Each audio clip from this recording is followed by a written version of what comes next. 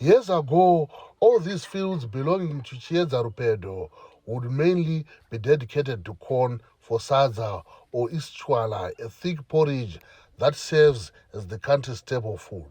It's now all small grains. The change in crops has been easy, Rupedo says. I prefer small grains because this place is hot. There is less rain, which is suitable for millets. Plus, we discovered that small grains need less labor to plant them.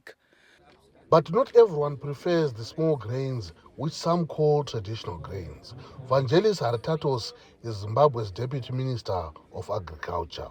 Some people have been resisting, and that's also correct because they haven't grown traditional grains for many years, and now you're trying to influence them to grow. So there's naturally, as human beings, we are going to resist.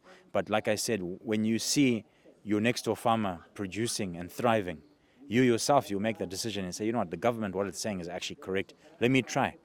According to the Zimbabwean government and United Nations Food and Agriculture Organization, small grain yields are triple those of corn, the country's staple crop, and are more nutritious. Scientists say that with climate change reducing rainfall and causing recurring droughts, farmers should move away from corn. Zimbabwe used to be called the food basket of Africa. Zimbabwe is one of the areas that we consider the center of origin for sorghum in the Southern African region.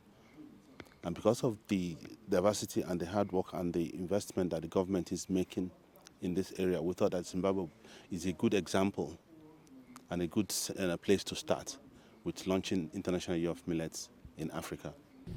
Andrew Mushita heads Zimbabwe's Community Technology Development Organization and has been working with the UN Food and Agriculture Organization to promote small grains in the country. He says a corner has been turned in the last 2 years.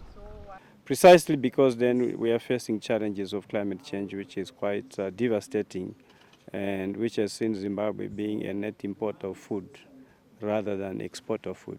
So that really brought a wake-up call for both government and many development partners and civil society organizations to begin to invest in the production and increase the utilization of traditional foods.